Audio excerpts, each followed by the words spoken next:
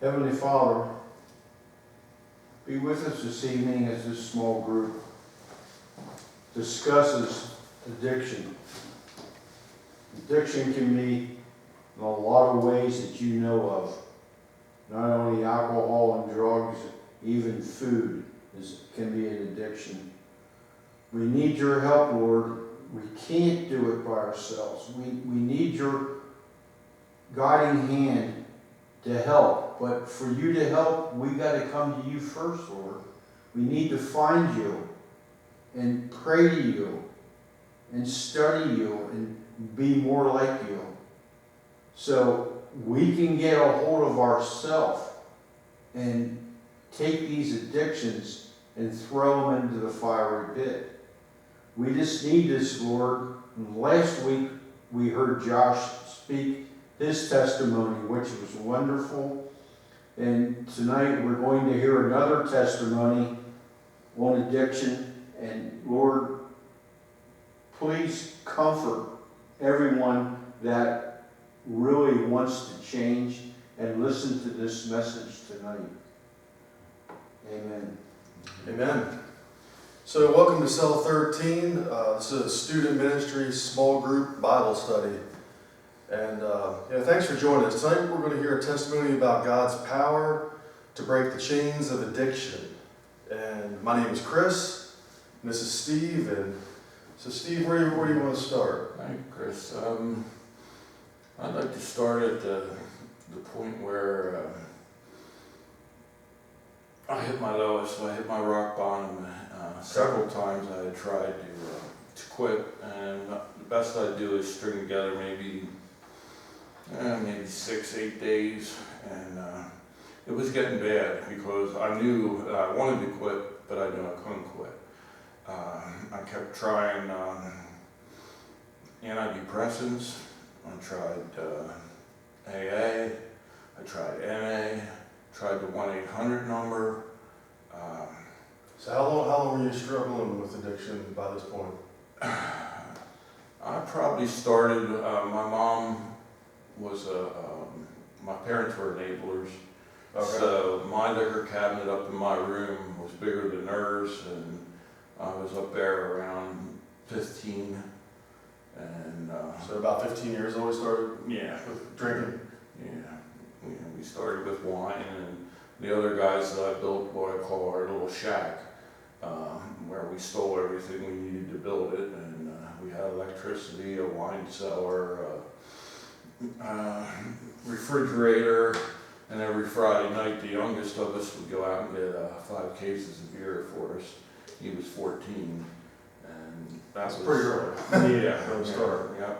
But I wasn't smoking weed then. It took the next year when I was, I guess, junior or senior in high school, and I wanted to help the guys that were smoking the weed because I knew it wasn't good for them and they shouldn't be doing it.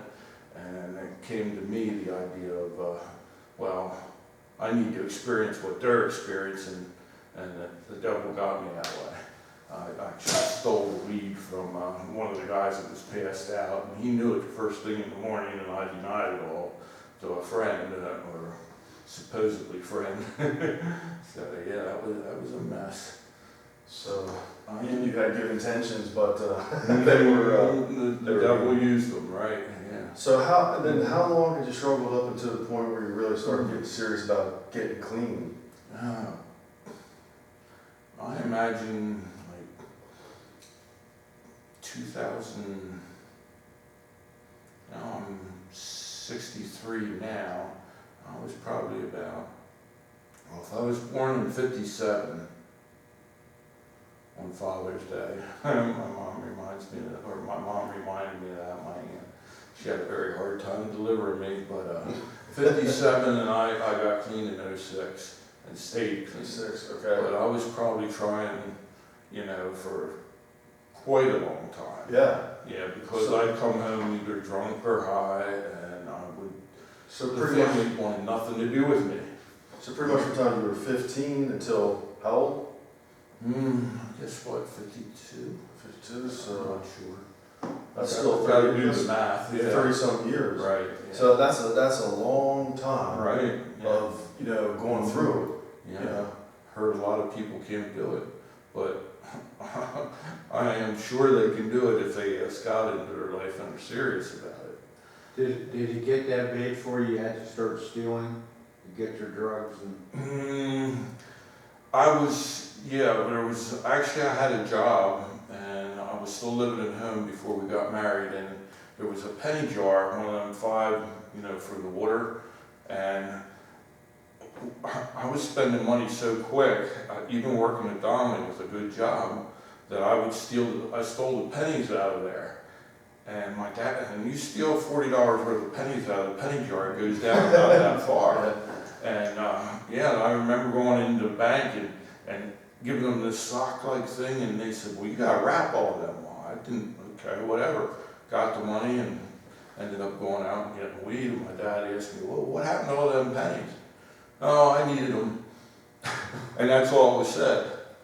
So that wasn't good. I remember him actually finding a quarter pound of marijuana in one of my drawers in my room, because I taught the dog to sniff it out. And they kept it for a month, and I kept complaining to them about it, and they ended up giving it back. So, I'm sure they did the best they could do, So I'm not blaming any of my addiction on them. Right. Well, what level of addiction would you say you were at? Like on a 10 scale? 11. Okay. Yeah. There's no. Pretty hopeless. No, yes, very hopeless. Very Okay. hopeless. But what ended up that the last day that I knew that I had to quit somehow, and God orchestrated this, is I was going up for the second week of hunting season at Potter County, and my buddy, of course, he does the same things I do, or did, and it's right below Cherry Springs, the hunting camp. We've been going up there for more than a decade. So you were trying to get clean at this point? Oh, yeah. Okay, all right. In the back, not when I went on hunting trips. Right. Not when I'm with my other friends, but in the back of my mind, drinking every day, smoking weed every day. I just didn't want to come home drunk all the time to the family. Right. And I was I'd drink a 40 ounce, I guess it was normal with a horseshoe on it, Colt 45. Yeah, from Park City to the exit at Mountfield, I could make a 40 last. Yeah, right. And usually a 40 wouldn't do it, so. Well, how did you have some other failed attempts? Like, what else did you try up until? No, I tried the NA, the AA. Okay, so you've been through all them things. Oh, yeah. Any success with that? The NA made me feel so bad on account of what the women would have to do to get a hold of the drugs. And being I have 2 girls, I couldn't handle that. Yeah. And they actually knew one of my friends that had OD'd. Okay. So-called friends, and I always held myself responsible, but that's another Okay. whole nother rabbit trail. So anyway, in December we were going up to the mountains to hunt, and like I said, it's right off of Route 40, and Cherry Springs is right up there on the top, maybe 6 miles up the mountain or so. Mm-hmm. And I've always seen the northern lights up there, and just looking up at the ceiling, you see all these dots. That's how you see the stars up there on a clear night. Yeah. There's stars everywhere. You see shooting stars, northern light. It's great. So me and my buddy are going up, and we ended up doing a 16th of Coke on the way up, because we learned through the years that if you drink on the way up, it takes you longer to get there.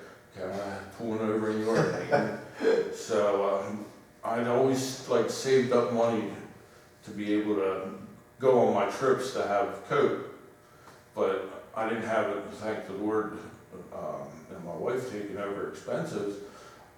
I didn't have money to do that all the time. I had to save up for a long time to, go on these trips where I'd have Coke. So we did that on the way up. We had already been up from 7 to 7 nights working. We 12-hour shifts? Yeah, we both worked the same place. And we left about 10 in the morning, I guess, got all together to go. Did that on the way up, and then as we got there, we started smoking weed and drinking our beer. And I don't know what time it ended up. It was sometime in the early morning. I had 2 beers left. Now, you're thinking, well, how much did you take? Well, the first pack was a 16-ounce Yingling Gold 24-pack. Next, my backup case was a 30-pack of Miller's 12-ounce Miller Genuine Draft. Okay. And I remember saving 2 of them because we used to say, oh, how long is this ride going to take us? Oh, it's a 4-beer ride. Or no, it's a 2-beer ride. So I saved 2 beers for, getting down to the distributor so we had some the next day. But we got into some kind of argument. And I remember talking to my buddy about some of the holes in the cabin where guns have been discharged accidentally. Bullet holes. Huh? Yeah.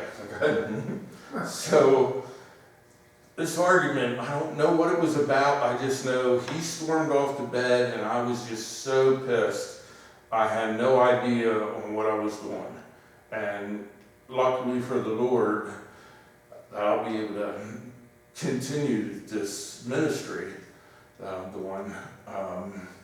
He got a hold of me because I was so pissed with my family and them not wanting me around, not wanting me to do anything. Mm-hmm. And it was just, I can't stop this. And So this was like that point coming together. I was hopeless, Okay. totally All right. hopeless. And now my best buddies all pissed at me, There's nobody else Not here. seem like everything. Right, yeah, nowhere to go. I put a shell in the 357, spun chambers around, pulled the hammer back, leaned back in my seat, put the gun under my chin, and the Lord intervened. He said to me, man, let's not make a mess in this guy's cabin. He's going to have a rough time tomorrow, when he sees you without a head. The shells I loaded for the 357 were hollow points, and I do realize what a high-powered rifle or that kind of shell would do to a human head. Would it kill him? Yeah, I've seen it, yeah. I was like so upset and screaming, and I thought, okay, I'll just go outside and go down by the fire pit. That way I can see the stars all before while I'm looking up. So were you hoping to die, or were Yeah. you were? No, I was planning on Okay. it. Well, not at the time, but at that time when I'm talking about, yeah. Mm-hmm. Yeah, most of the other times, no, I was pretty much okay, but my depression, I got to a point where I can't watch a movie without using my antidepressants, a sad Okay. movie. I couldn't talk to you like this Mm-hmm. without being on medication. Mm-hmm. A radio song would come on and I'd start crying and wasn't smart enough to get off the side of the road because I couldn't see. Luckily, the Lord took care of me so many times. So Mhm. I know where He has me now and what I'm supposed to do. Right. So I walked outside, and as I walked out the porch, I went to throw on the outside light, and I hit the wrong one, of course, and it lit up probably 30, maybe 20 yards where we hang the deer. It lit up the post, and beside the post where we hang the deer is the smiley face. You push it 2 eyes and a nose and a mouth, and I'm just on my way over to the fire pit, and I see that, and I'm just screaming and hollering at the Lord because that night was cloudy. And I was pissed and screaming and hollering. Yeah, I couldn't see the stars. I wanted to come out here and see all this beautiful creation. Because that would give you comfort. Yeah, Right, yeah, before I kill myself, right? That's what I was planning on doing. And I just whipped the gun around and pulled the trigger and the gun went off. Ooh. It's like, whoa, okay. Talk about a buzz killer. My buddy never woke up, but I was to the point now that, man, you need to do something. What are you going to do? Because it was the second you were seconds Yeah. away from dying. Yeah, From your own from hand. From your own hand. from my own hand, yeah. Mm. And what happened is, well, my buddy never found out about that till probably a decade or so later, because I only let certain people in on it, Mm-hmm. and because it's pretty bad when you're trying to kill yourself. But Right. the Lord has me in this position that I can tell other people. So on the way home, nothing was strange. We got home. Again, when I get in the house, of course, my wife knows we're coming home. I what day it was, and of course nobody's home, because nobody wants to be around me anymore, because the way I act. And I don't know if we were drinking on the way home or not, I'm not sure. But several times I do remember when I got home from the mountains, sitting in the bathroom and knowing there's one candle there and seeing two, trying to figure out which one's real. So pretty much every time I came home from the mountains, nobody would be home. So I get home, and here laying on the kitchen table is the merchandiser, and it's like, okay, what's that doing there? Because SOB is whenever junk mail comes, it goes in the trash can. Right. So for it to get out of the front door and onto the kitchen table is what God did. So I pick it up, I'd already unpacked, pick it up and go in the living room and start leaping through it, which is really odd too, because I don't have any money. I get into the one ads and this for sale stuff, and I see this ad, and it says, hurts, hangups, and habits. Come to our Celebrate Recovery meeting. We're just starting up. Mm-hmm. So I cut that out. I thought, okay, this is good. I cut it out. Well, this is like December 14th, or the second week of deer season, rifle. And I cut that out. That hung on the refrigerator for 3 months before I finally, the pain of my addiction finally got, my fear got worse than the pain. Okay. That's how it's said. And one day I called up that number and I talked to Miss Brenda, and she sounded so happy. And it's like, wow, I can do this. She says, yeah, we're just starting up, Steve. Come on down, try it out. And lo and behold, it's right beside the church I grew up in. Wow. Yeah, I had plenty of church, but I never realized I missed the part where God can forgive. Mm. And I just knew I couldn't do all that stuff that God wanted me to do, and so I ended up not even trying. And talk about a bad person in church, I would steal money out of the collection plate when we got to take collection. You talk about stealing, that's pretty much, I used to break into cars when Park City was down there with the switchblade, steal the 8-track players and speakers out of them. That goes along with addiction a lot. Thief. Right, yeah. Theft, I guess. Yeah, exactly. And I'm just so happy I did call her, because that was the beginning of me starting to go to Celebrate Recovery that week. Okay. And finally, I guess after about 5 or 6 times being in meetings, I was able to stay clean. And the neat part about it is one night, Pastor Pete, who is Brenda's husband, calls up. He says, hey, we can't have Celebrate Recovery tonight, the snow's too bad. And me loving the snow, and there was nothing I liked better than being out, getting high, and getting drunk, driving around when there's no traffic. Mm-hmm. Nobody else is on the road, because they're a little smarter than I was at the time. So he says, but if anybody wants to come in, you can come into my house and we can pray together. So were you staying clean during this time? Pretty much, yeah. Okay. Yeah. Really, I probably had like maybe 3 weeks under my belt. Okay. Out of about, whatever, 6 weeks or so. And he shows me this picture on the wall, and I still carry it in my wallet. It's a picture of Jesus knocking on this door. And he says to me, what's unusual about that picture?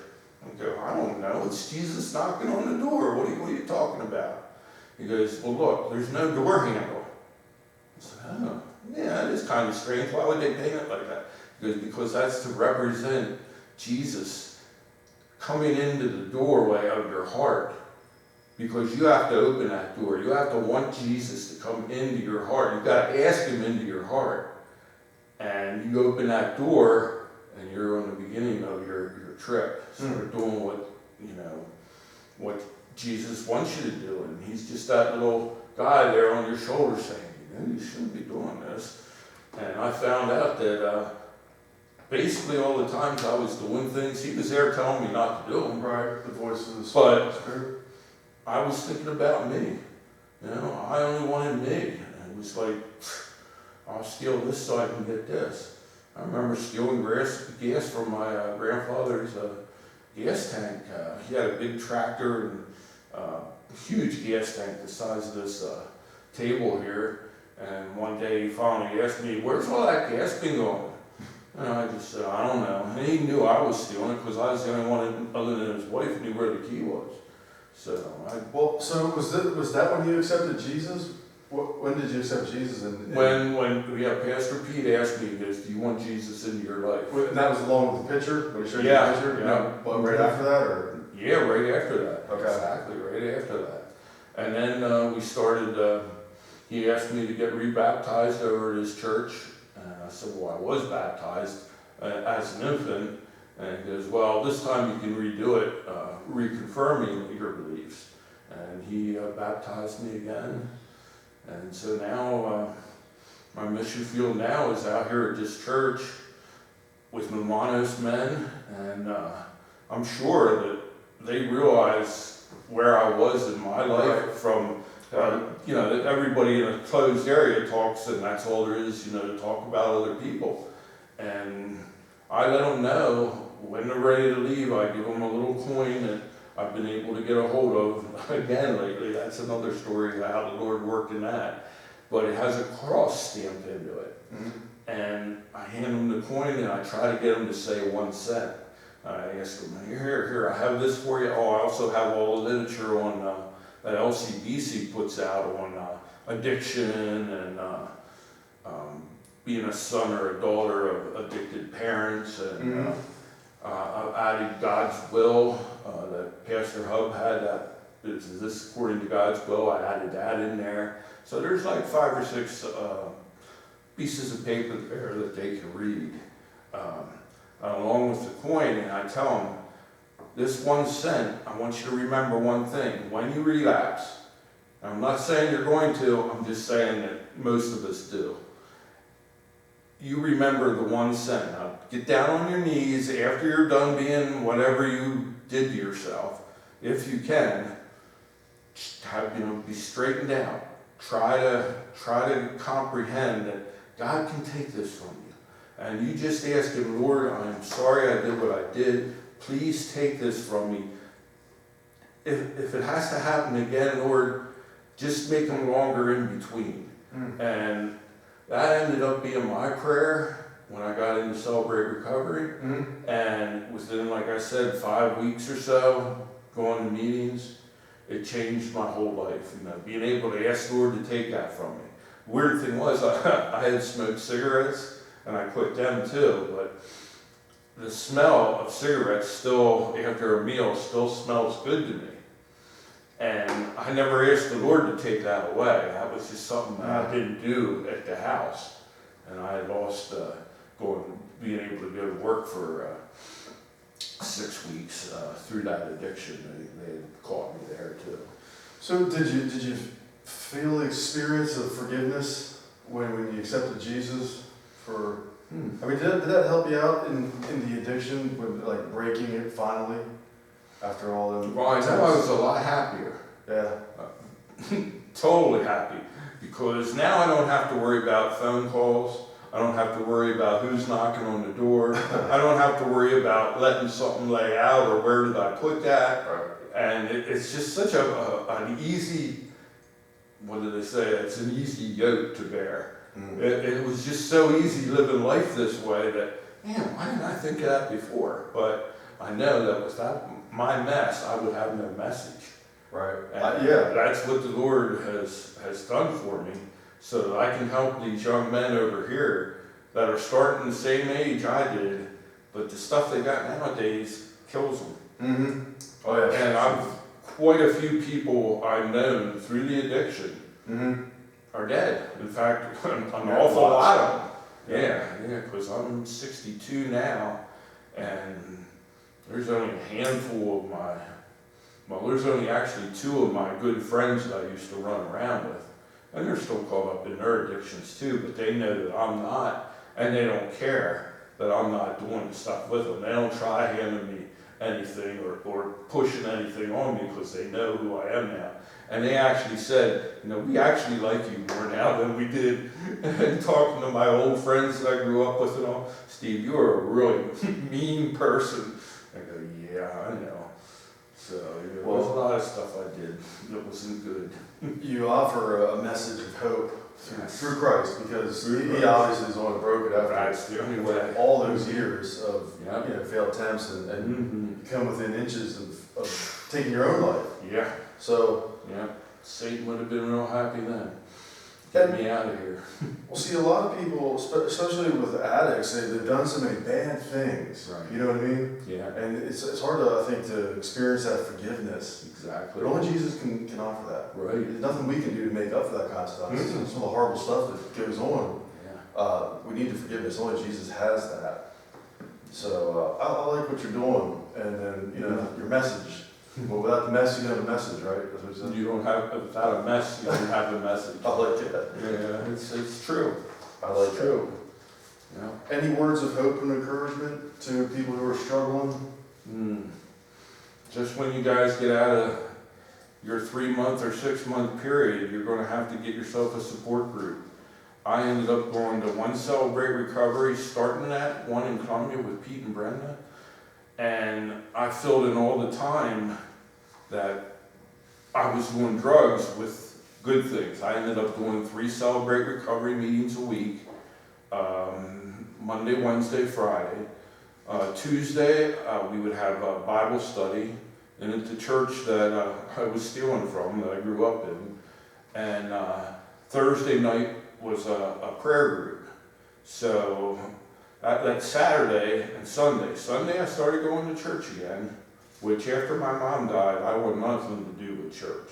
I was 19, I already had one child, she got baptized, and my mom died. We had 5 generations living at the time, and I wanted nothing to do with God. I was so pissed at him, yes. And so Saturday mornings were like men breakfast all around the places. So we'd usually be doing one of them. And, yeah, we just filled up all that bad time with good stuff. Good. And that is actually one of the things I would suggest to them. You're going to have to find something else to do with your time, something good. And that's how it's done. At least it was done for me, through Christ. Right. Through Christ. As a gift. That A is. gift that Yes. we don't really earn. Right. A Mhm. free gift, if we Exactly. can accept it. Yeah, and forgiving yourself seems to be the hardest part. Right. Yeah. Because I did all this wrong, I wronged all these people, but Celebrate Recovery talks about the 12 steps, and Josh was saying about trying the 12 steps too. And, between that and, having a strong support group, that's Mhm. it. You need all these other people. Kind of like a small group. Accountability partners is what it is. Okay. Yeah, and having that, you're good to go, and the Lord will take that steering wheel from you and say, listen, you listen to me, and things are going to be so easy. And that's easy. But He's would you push say- the easy button. Would you say you still have your work cut out for you a little bit? Do you still struggle at all with? No, Okay. Oh, okay. No. Good. So. no. People, like I said, 2 of my old friends. Oh, in fact, even when I go up to hunting camp this year, 2 of the old friends are there, and the other one's over at another house. One smokes pot, the other one smokes pot and drinks, but the one just drinks way too much. And I can tell. I don't mind them drinking beer, but when they start with the whiskey and the hard stuff, or mixing them, the weed and other stuff, and I don't want nothing to do with them because I see how angry they get. And I can tell right away as soon as, I don't want them drinking that beer, but as soon as they drink that whiskey, I can hear it, hear it in their voice, see it in their actions, Yeah. and it's, and I told them I know how to get clean, guys. I Mhm. know how to do it. Just, you gotta want to do it for yourself. If you don't want to do it for yourself, if you want to do it for somebody else, good luck. Right. But God will do it. So you heard it, folks. God's capable of conquering addiction for us, and if I just encourage you, if you feel hopeless and like you just are unable to be forgiven, that's not true. God can forgive any sin you have. I mean, you just got to ask for forgiveness and keep asking about getting clean, because it is important that you get clean, friends. Sober mind. Yeah, super much, absolutely. We have to have a sober mind to just continue on Right.